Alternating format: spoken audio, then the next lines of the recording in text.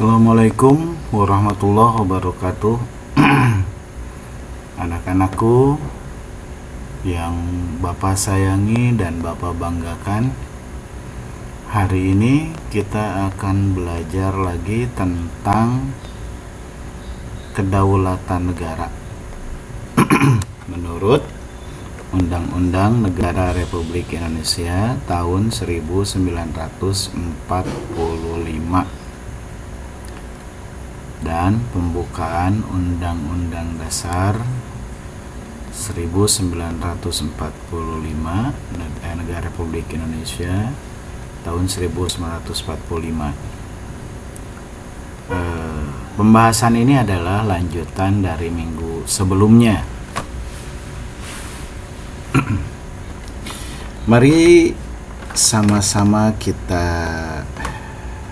bedah.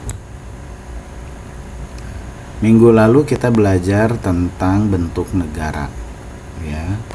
Dan hari ini kita belajar tentang kedaulatan rakyat. Nah, menurut Kamus Besar Bahasa Indonesia, kata daulat adalah berarti kekuasaan atau pemerintahan.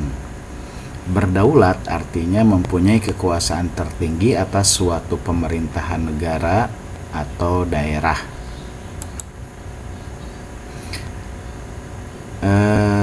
Di sini Bapak akan mengambil salah satu pendapat tokoh tentang kedaulatan, teori kedaulatan. Menurut C.F. Strong, dalam bukunya Konstitusi Politik Modern tahun 2011 menyatakan bahwa kedaulatan berarti superioritas yang dalam konteks kenegaraan mengisyaratkan adanya kekuasaan untuk membuat hukum. Jadi yang disebut dengan kedaulatan artinya superioritas. Superioritas itu dia yang paling utama. Jadi negara memiliki kekuasaan untuk membuat hukum. Hukum itu apa? Aturan, tata tertib untuk mengatur masyarakat. Untuk mengatur masyarakat perlu ada hukum, dimana di situ apa yang boleh, apa yang tidak boleh. Kalau tidak boleh, nanti kalau kita melanggar yang dilarang, maka akan terjadi kekacauan. Supaya itu tidak terjadi, maka di undang-undang itu atau di hukum itu harus ada sanksi. Nah, jadi sebagai bentuk, sebagai upaya dari negara supaya masyarakat tertib.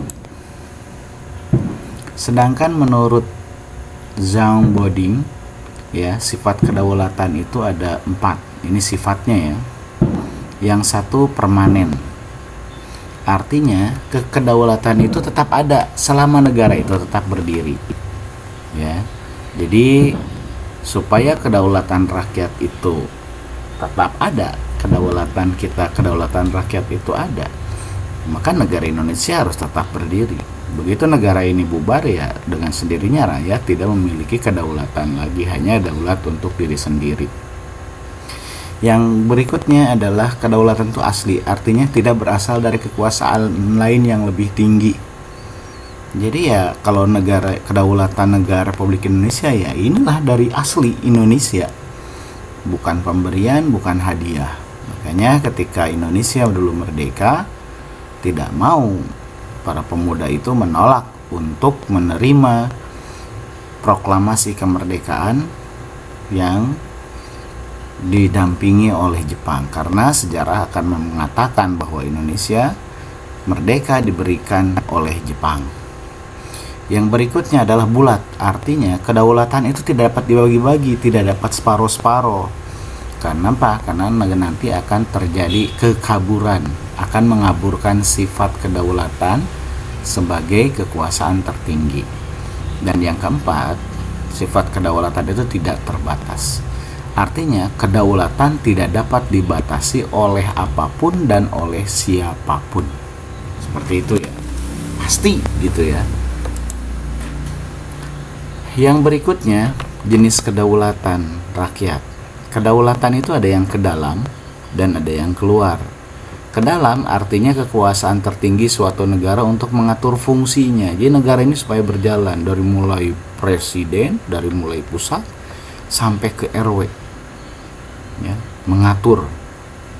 Yang berikutnya adalah kedaulatan keluar, artinya kekuasaan tertinggi satu negara untuk mengadakan hubungan dengan negara lain serta mempertahankan wilayah dari berbagai ancaman dari luar. Nah, ini bagaimana ya pemerintahan saat ini mencoba membeli kapal laut dari Inggris, begitu kan, negosiasi membeli pesawat terbang dari Prancis, dari Rusia, begitu ya, dari Amerika. Kenapa? Supaya tidak ada negara lain yang mengganggu wilayah negara Republik Indonesia. Dimana kan hari ini Cina mengaku Laut Natuna itu juga wilayah wilayah dari perairan Cina, termasuk wilayah perairan Cina Selatan. Nah, makanya sekarang laut di sana sudah diganti. Di era pemerintahan Pak Jokowi itu bukan lagi Laut Cina Selatan, tapi disebutnya Laut Natuna Utara sebagai bentuk klaim ya mempertahankan wilayah.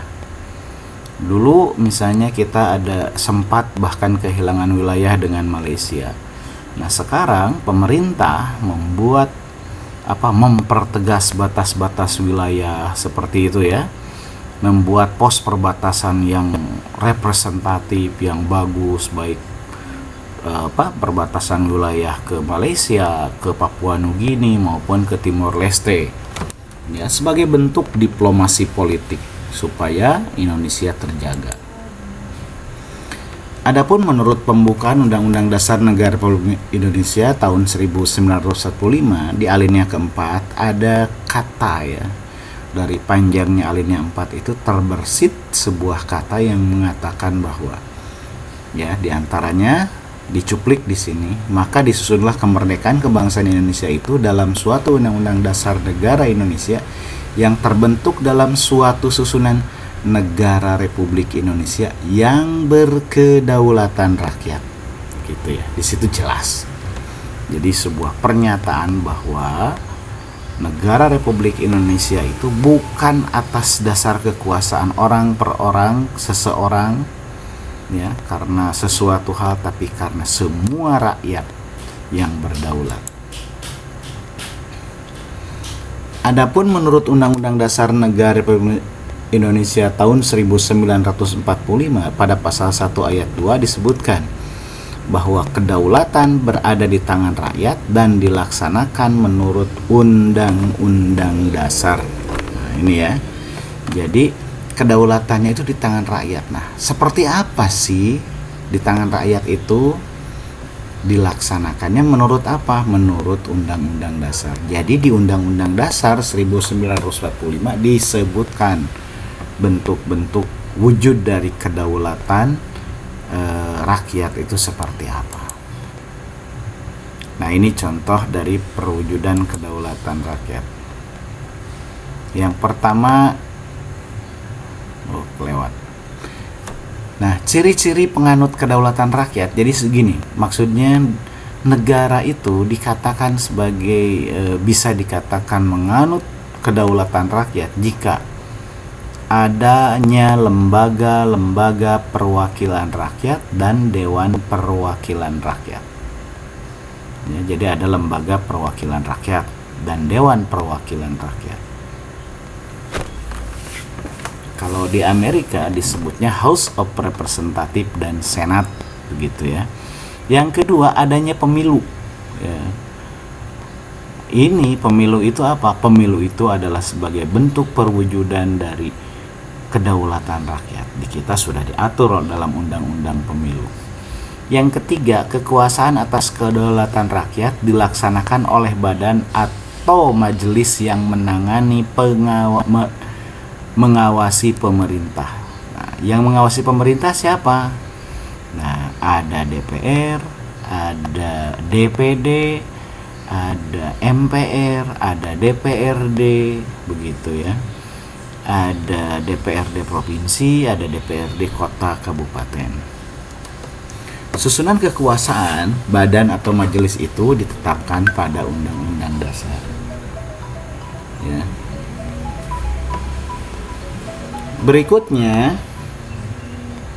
Berikutnya kita lanjutkan bahwa kedaulatan rakyat itu tidak akan hilang.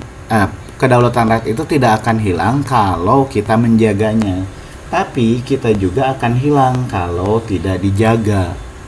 Misalnya, apa yang menyebabkan hilangnya kedaulatan rakyat? 1.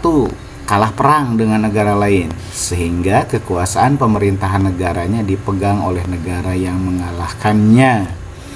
Nah, kita mungkin ingat ya dulu, begitu Presiden Republik Indonesia yang pertama Insinyur Soekarno ditawan di Jogja itu, ditangkap oleh Belanda, maka Belanda mengklaim bahwa Indonesia, negara Republik Indonesia itu sudah hilang karena sudah kalah perang. Tapi ternyata kecerdasan dari para pemimpin negara pada saat itu, tiba-tiba muncul pernyataan di Sumatera Barat begitu ya, yang mengatakan bahwa saya, oleh Amir Safruddin Prawira Negara, yang mengatakan bahwa sudah berdiri pemerintahan darurat Republik Indonesia yang merupakan kepanjangan dari perintah dari Presiden Republik Indonesia sebelumnya, dikarenakan presidennya ditangkap begitu ya, dan dilanjutkan oleh Amir Safruddin Prawira Negara dalam kondisi darurat. Artinya apa? Artinya negara Republik Indonesia masih ada. Maka dicari oleh Belanda begitu ya, di Bukit Tinggi itu, supaya ditangkap begitu ya. Tapi ya begitulah, mungkin sejarah mengatakan bahwa sampai akhirnya perjanjian itu dan Presiden Soekarno dibebaskan, dan akhirnya negara Republik Indonesia melalui proses perjanjian konferensi meja bundar bisa kembali ke pangkuan rakyat Indonesia. Nah, yang berikutnya bergabung dengan negara lain. Jadi kita itu misalnya Indonesia hilang nih, kedaulatan rakyat itu hilang, tiba-tiba Indonesia misalnya bergabung, misalnya menjadi bagian dari Australia gitu, menjadi bagian dari, atau misalnya berdirilah negara ASEAN misalnya ya. Asalnya ASEAN kan hanya kumpulan negara-negara, terus bergabung menjadi negara ASEAN. Maka dengan sendirinya bubarlah kedaulatan rakyat itu. Yang ketiga, suatu wilayah itu memisahkan diri dari kesatuan suatu negara dan menyatakan kemerdekaannya. Ya, misalnya ya seperti Timor Leste, ketika dia mengatakan memisahkan diri dari Indonesia, ya dia hilang kedaulatan rakyatnya sebagai warga negara Indonesia. Ya, makanya kita harus dengan sekuat tenaga, sesungguh-sungguhnya untuk menjaga negara Republik Indonesia ini, apakah dalam sebagai pasukan kombatan misalnya, jadi terlibat perang, atau sesuai dengan peran kita masing-masing supaya negara Republik Indonesia ini aman, tentram, dan terjaga. Nah, bagaimana kedaulatan rakyat Indonesia itu bisa berwujud? Nah, kedaulatan rakyat itu bisa terwujud kalau rakyat dan lembaga-lembaga negara berfungsi menjalankan tugas-tugas kenegaraan sebagai representasi kedaulatan rakyat. Artinya apa?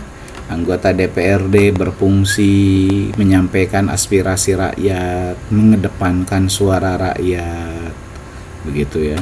Misalnya DPD juga berfungsi, presiden juga berfungsi membuat keputusan-keputusan untuk sesuai dengan keinginan rakyat, dan seterusnya.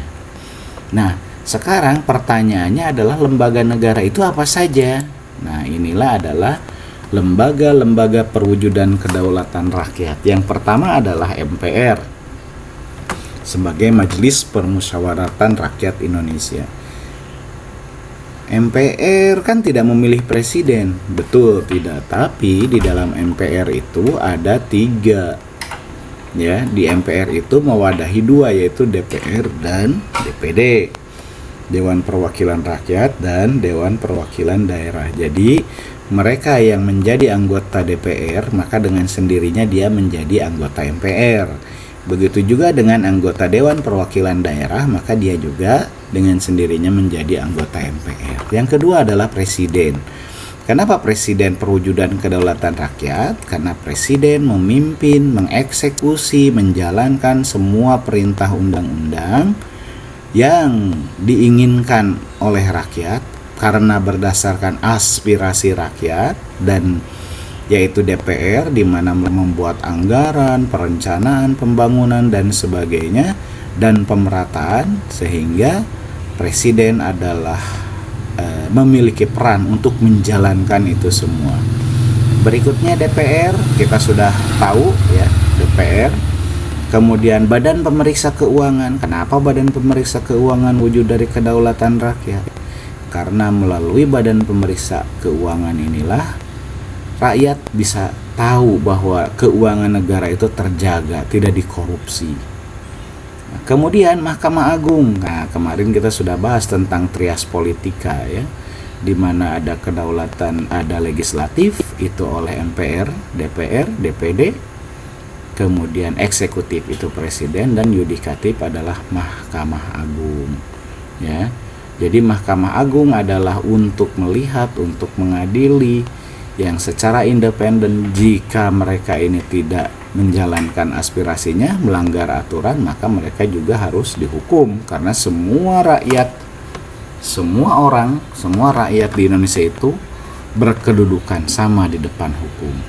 Yang berikutnya Mahkamah Konstitusi. Apa gunanya? Mahkamah Konstitusi adalah untuk mengkaji ya, melihat sebuah peraturan itu apakah sesuai atau tidak dengan dengan Pancasila dan Undang-Undang Dasar 1945, sehingga tidak lagi ada aturan-aturan yang bertentangan satu sama lain.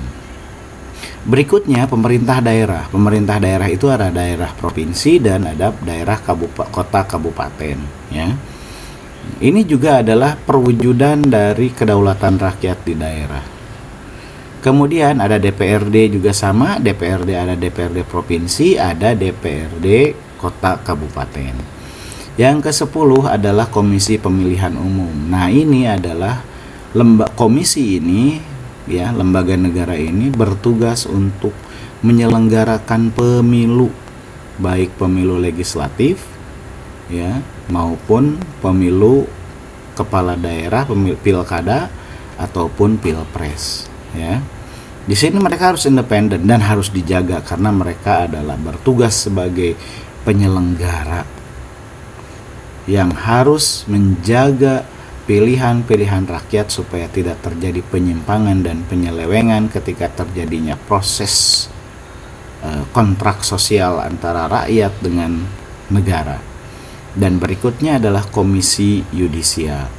Nah, demikian materi kita hari ini. Terima kasih. Assalamualaikum warahmatullahi wabarakatuh.